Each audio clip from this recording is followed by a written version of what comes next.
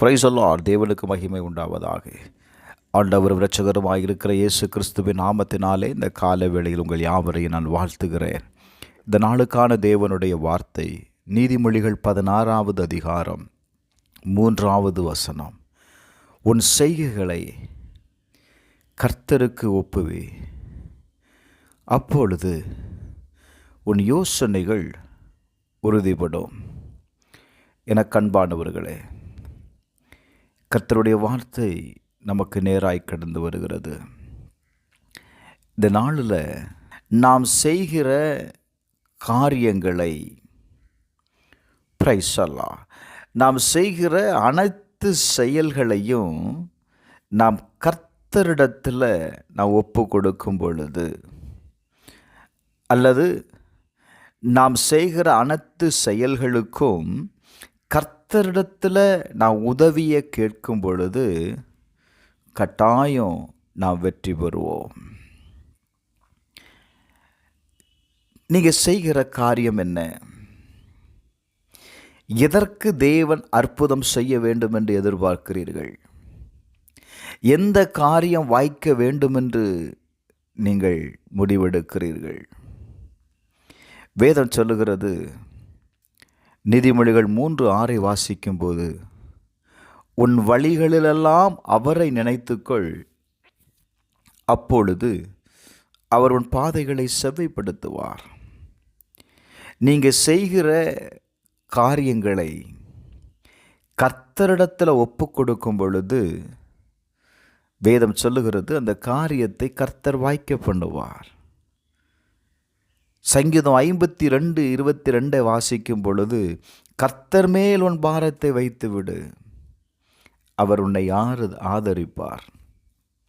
இன்னைக்கு நம்மளுடைய பாரத்தை நாமே சுமந்து கொண்டு இருக்கிறதுனால அந்த பாரம் நம்மை விட்டு நீங்க மாட்டுக்கு. நாம் ஜெபிக்கலாம், ஆனால் ஜெபித்த பிற்பாடும் அந்த பாரத்தை நாம் தாங்கி பிடிக்கிறவர்களாய் இருக்கிறோம்.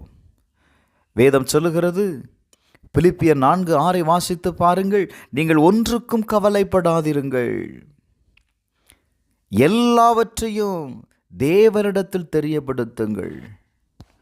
நம்முடைய ஜெபம் என்பது நம்முடைய காரியங்களை நாம் தேவனிடத்தில் தெரிவிப்பது. நீங்கள் தேவனிடத்தில் உங்கள் காரியத்தை சொல்லிட்டீங்க அப்படின்னா மறுபடியும் அந்த காரியத்தை நீங்கள் நினைக்காதீங்க. ஏன்னா நம்முடைய காரியங்கள் தேவனிடத்தில் நான் ஒப்பு கொடுத்து விட்டோம். Praise the Lord. நீங்கள் ஒப்பு கொடுத்த பிற்பாடு வேதம் சொல்லுகிறது, நீங்கள் ஒன்றுக்கும் கவலைப்படாதீங்கள். 1 பேதுரு 1வது அதிகாரம் 7வது வசனத்தை வாசிக்கும் பொழுது, அவர் உங்களை விசாரிக்கிறவராயிருக்கிறபடியால் உங்கள் கவலைகள் எல்லாம் அவர் மேல் வைத்து விடுங்கள். எனக்கு அன்பானவர்களே, உங்கள் கவலைகள் எதுவாக இருந்தாலும் சரி, இந்த கால வேளையில் அவரிடத்தில் ஒப்பு கொடுத்துருங்க. மத்தேயு 6:25 வாசிக்கும்போது, உங்கள் சரீரத்திற்காக நீங்கள் கவலைப்படாதீங்க, உங்கள் ஜீவனத்துக்காக நீங்கள் கவலைப்படாதீங்க. Thank you Lord. கர்த்தர் சொல்லுகிறார், உன்னுடைய கவலைகள் எதுவாக இருந்தாலும் சரி, அதை என்னிடத்தில் நீ ஒப்பு கொடுத்துரு. இந்த காலவேளையில் கர்த்தரிடத்தில் ஒப்பு கொடுக்கிற ஒவ்வொருவருடைய காரியங்களையும் கர்த்தர் வாய்க்க பண்ண போகிறார். செபிப்போமா? எங்கள் பரலோக பிதாவே, இந்த நாளுக்காக உமக்கு ஸ்தோத்திரம், உம்முடைய வார்த்தைக்காக ஸ்தோத்திரம். இந்த நாளில் நாங்கள் செய்ய போகிற ஒவ்வொரு காரியத்தையும் நீர் செயல்படுத்தும்படி உம்முடைய காரத்தில் நாங்கள் ஒப்பு கொடுக்கிறோம்ப்பா. அந்த காரியங்களை செயலாக்கம் செய்வதற்கு, அந்த காரியத்தை செயலாக்குவதற்கு உங்கள் உதவியை நாங்கள் தேடுறோம்ப்பா. வேதம் சொல்லுகிறதே, நீ எங்களுக்கு ஆதரவாக இருப்பீர் என்று எழுதப்பட்டிருக்கிறது.